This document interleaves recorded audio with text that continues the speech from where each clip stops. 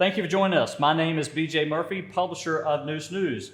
We're hosting a series of candidate interviews to help you make more informed decisions about this upcoming election. Early voting began on October 14th, and Election Day is Tuesday, November 2nd. And be sure to mark your calendars for that night at 7:30. Neuse will again host our annual Election Night Results Show on Facebook Live, 7:30, Tuesday, November 2nd, and sponsored, thankfully, in part by Senator Jim Perry and by Social House Vodka. In fact, we're actually happy to be inside the Pump House 1906 cocktail bar and social house today, and we're joined by a candidate for Kinston City Council, Michael Martin. Thank you for joining us today. BJ, I'm grateful for you having me. Yes, sir. Thank you so much. Well, let's just jump right into it. Tell us a little bit about Michael Martin, your work, your family, your hobbies, interests. Tell us a little bit about you. So I'm originally from Kinston, North Carolina. I was born right here at what was Lenoir Memorial Hospital, UNC Lenoir now. My family was from out sort of northeast of the city, a little farming community, Sand Hill. And when I was a kid, we moved down to the coast. My wife and Michaela and our two daughters, Bella Reed and Lily Grace, we've been back in Kinston for about 6 years now. I'm a salesman out with Massey Toyota. Great folks outside of Kinston here, and just really happy to be a part of a city that we call home. Mm-hmm. And that's the most important thing, I think, and it is that we've found a home in Kinston. Well, tell us, tell our community, why is Michael Martin, why are you running for Kinston City Council? BJ, I've said on numerous occasions that I'm doing this because I love the city, and I do love the city.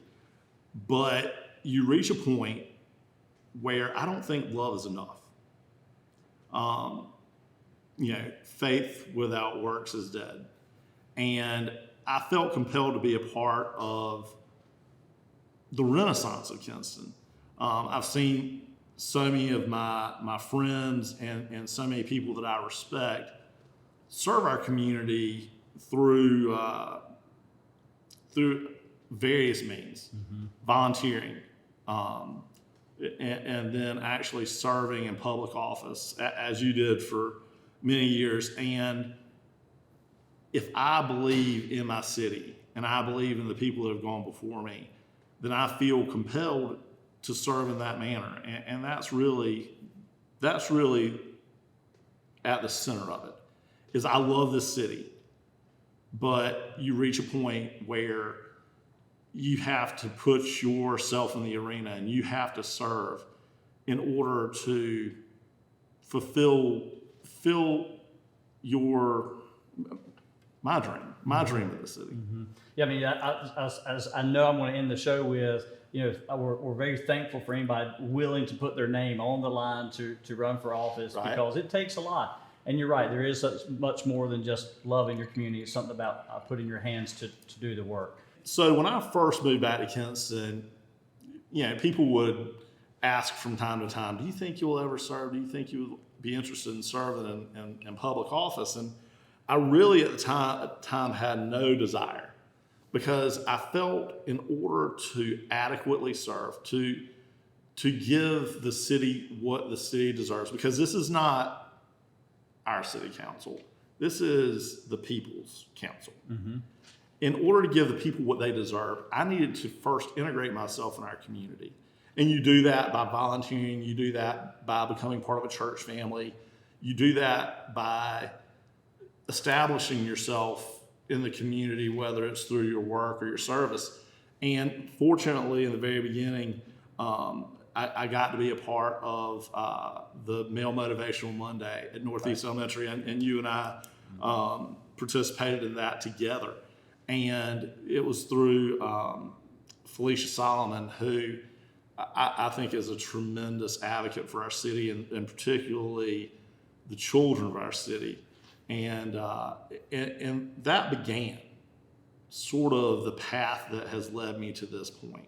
And I'm going to get into some policies here in just a minute, but I really want to ask you first, just to kind of toss this and open the door to some questions and your concerns about the community. But first, what do you really see as our community's biggest asset? What's our biggest strength in our community? I've said this all along, and this is something that you cannot recreate. This is something that you can't develop. It's our location. Mm-hmm. We're in a tremendous location, sort of the center point, north, south, east, and west in our state, in the eastern part of our state. And I think that gives us advantages in a number of ways, but particularly in economic and other means of development. And that's a big concern of mine. And I feel like we have done a great job with economic development, that those who have served before us in the county and in the city with economic development, I feel that we've hit a lot of marks that go unrecognized, particularly by certain aspects of our leadership. We've had several forums through different formats, and you hear people say, job development, job development, job development. And I'm like, no, we've got jobs. Now, which is not to say that we can't use more, obviously, mm-hmm. but jobs are in place. What we need is resident development, citizen development. We need the people who accept these great jobs with companies like Sanderson and Smithfield and Spirit and Fly Exclusive. We need them to call Kinston, Lenoir County home. Mm-hmm. I agree. Let me ask you this. I've been very critical of the mayor and some members of the council on 2 years in a row trying to seek pay increases for themselves. In fact, I'm going to have this conversation with the mayor and other candidates as well. Now, what do you think is the appropriate salary or wage for a city council member or the mayor? Until they asked for the raise, I wasn't aware that there was a wage or a salary for members of the city council or the mayor. That's not a concern of mine. It's not an interest of mine. I'm not taking on this in order to create some sort of financial windfall for my family and I. I'm not taking this on because it's going to benefit me financially. I see this as an opportunity for service. And so consequently, the economics of that are irrelevant to me. $300 a month, is that what? I don't even know what it is. Is that not terrible? It's probably a little bit more than that, but I certainly understand that. Let me ask you this. Of all the issues facing the city of Kinston today, what do you think is maybe the most pressing issue that needs to be solved immediately? And as a council member, how would Michael Martin help solve those issues? Primarily, I think one of the things that we have done, we haven't fulfilled our obligation in communication to our community.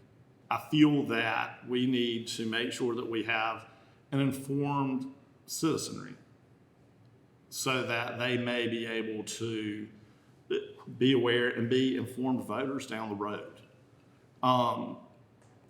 Specific issues that I think our community faces, obviously the economic disparity exists.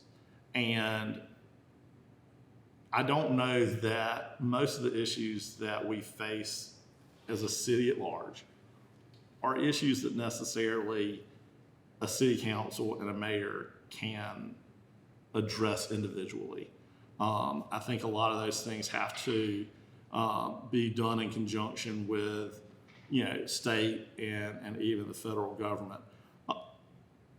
But in terms of on a local level, one thing that I would really like for us to address, I would like for us to look into creating incentives for developers to develop starter homes, maybe townhouses and things of that nature for young professionals that have been fortunate enough to come to our area because of the economic development.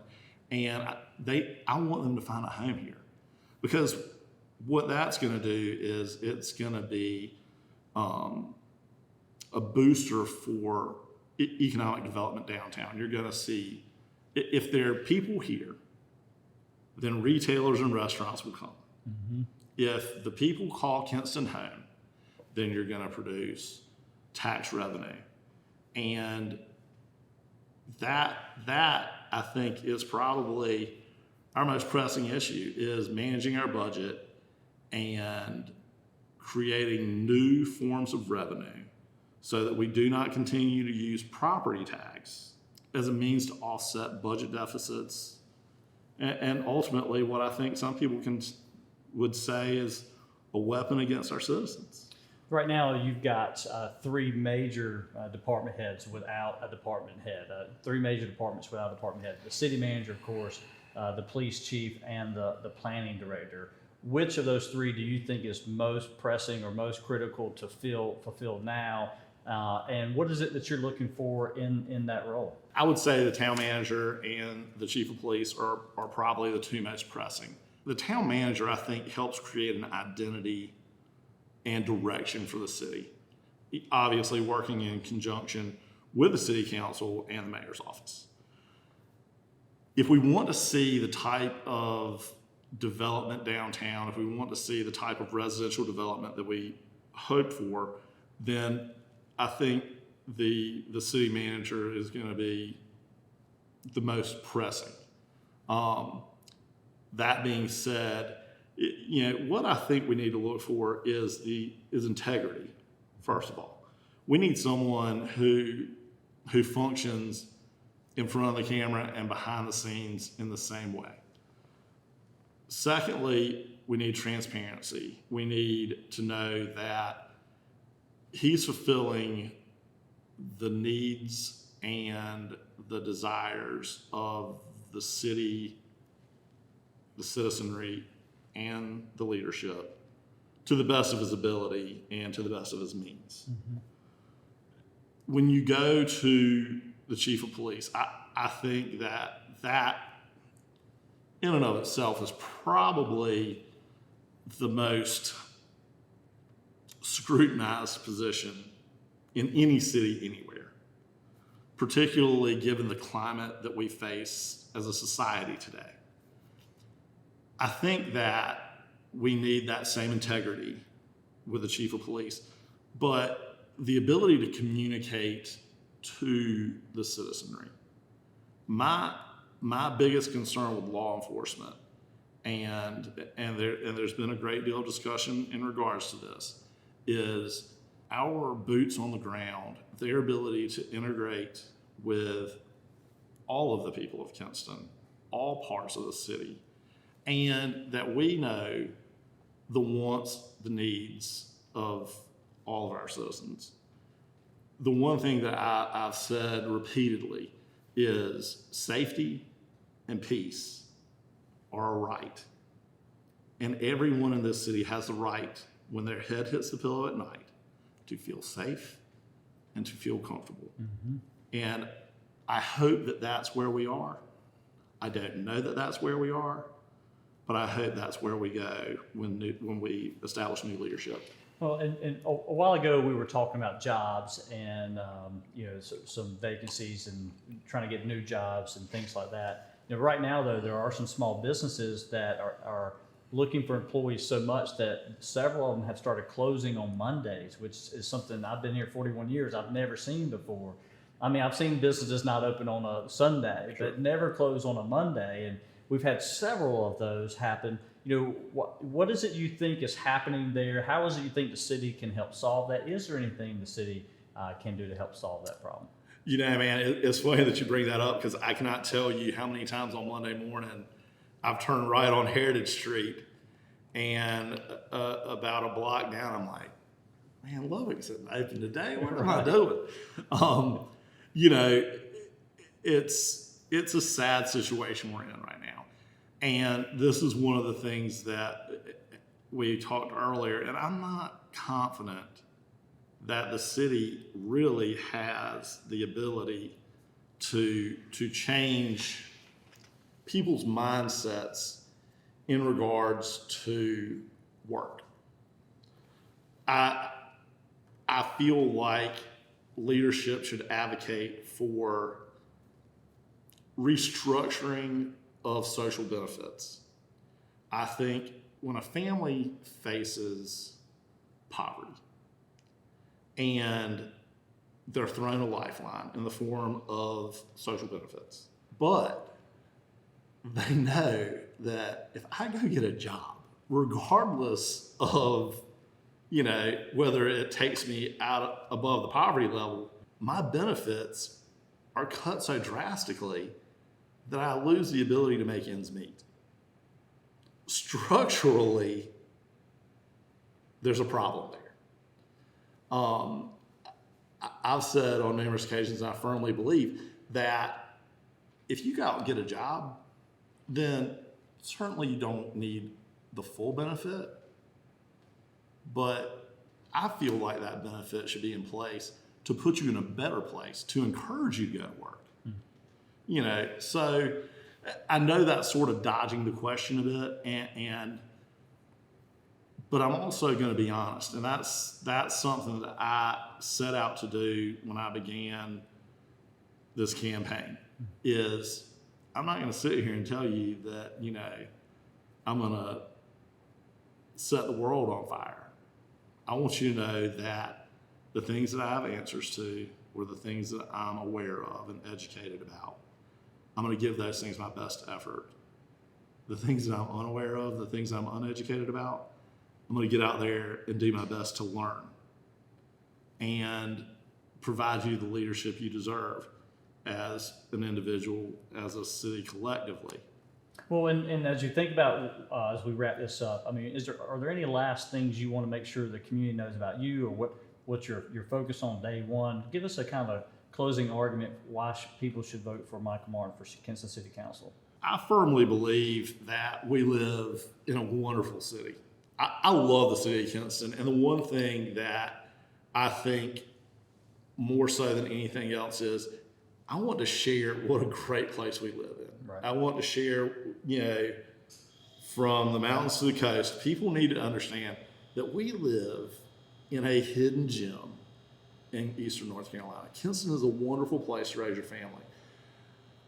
Through social media and other news outlets, a picture is painted of our city that I don't think does it justice in any way, shape, or form. When you hear that statistics say we live in, the most dangerous city in the state, well, you took statistics in college, I took statistics in college, and you learn immediately that depending on the point you're trying to make is you can make numbers say whatever you want them to say. Mm-hmm. What I would tell you is almost every Friday night, my wife and our girls go downtown. And at no point have I ever felt threatened, unsafe in any way, shape, or form. And we have a wonderful time. We have a great community. And those are the things I think are really important to share.